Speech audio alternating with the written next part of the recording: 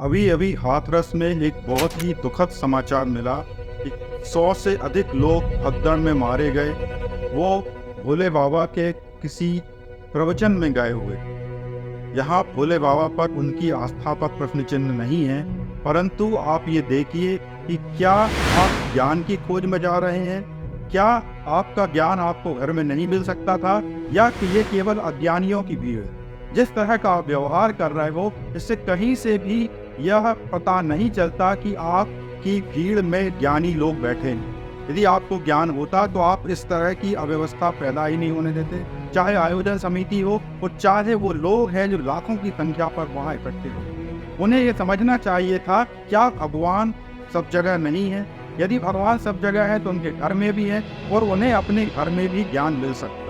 और वो शिक्षाएं जो उन्हें धार्मिक शिक्षाएं कहते हैं, यदि वो धार्मिक शिक्षाएं वो अपने जीवन में अपना लेते तो उनके अपने जीवन में भी शांति आएगा और उनको इस तरह भटकना नहीं पड़ता। जिस तरह वो भटक रहे हैं, इससे पता चलता है कि न केवल वो अभी किसी न किसी भ्रम के शिकार हैं, बल्कि वह समाज के लिए भी एक समस्या खड़ी कर रहे हैं या उसमें अपना सहयोग कर रहे हैं। यदि आप समझदार हैं तो समझिए, इस तरह की घटनाओं को बढ़ाने में अपना योगदान नहीं दें।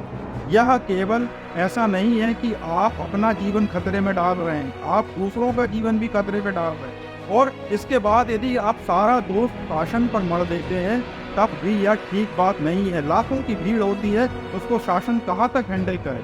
कहीं ना कहीं आपको भी सोचना होगा कि भगवान के नाम पर इस तरह से भीड़ ना मचाएं। ये भीड़ मचाना इस बात का संकेत नहीं है कि आपको ज्ञान प्राप्ति की भूख है या आप ज्ञान पाना चाहते हैं। ज्ञान सब जगह उपलब्ध है। आप जहाँ बैठे हो, आज सोशल मीडिया का युग है, आपको वहाँ पर भी ज्ञान मिल सकता है, आपको वहाँ पर भी शांति मिल सकती है। उसके लिए आपको लाखों की भीड़ में शामिल होने की जरूरत नहीं है, बल्कि ज्यादातर भीड़ तो अज्ञानियों की ही होती है, भीड़ तो भेड़ों की ही होती है। यदि आप वाकई में सच्चे साधक हैं, वाकई में सच्चे गुणवान व्यक्ति हैं, तब आपको एक इंटरेक्शन की जरूरत होती है, जो गुरु से सीधे इंटरेक्शन होती है। तो ये कहते हैं कि जिस व्यक्ति में शिष्य का भाव होता है, उसे गुरु अपने आप ही मिल जाता है। जिस तरह भटकिए मत, तो इस तरह शासन के ऊपर सब कुछ लाभ देने से आपकी जान नहीं बच जाएगी।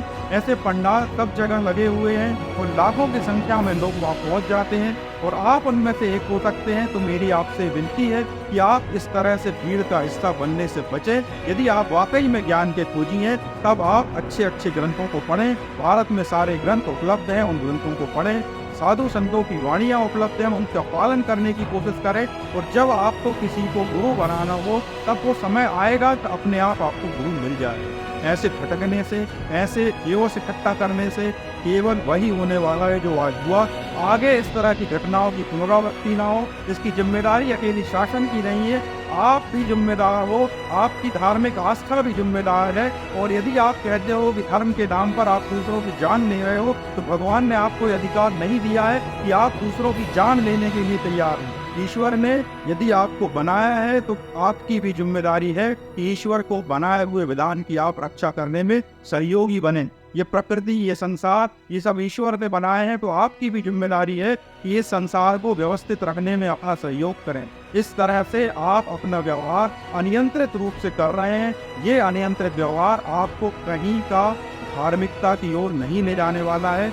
ये केवल आपको ही नहीं भटका रहा है, आसपास के लाखों लोगों को भटका रहा है। और जो लोग इस प्रोपेगेंडा में शामिल हैं, वो लोग भी आपको भटका ही रहे हैं। आप चाहते हैं कि आपके जीवन में बेहतरी आए, आप ऐसी घटनाओं को समर्थन ना दें। इससे आपका भी जीवन खतरे में पड़ता है और उन लोगों का भी पड़ता है जो इन घटनाओं के कारण इतनी बुरी दुखद स्थिति को प्राप्त हो गए, उनके परिवार वाले प्राप्त।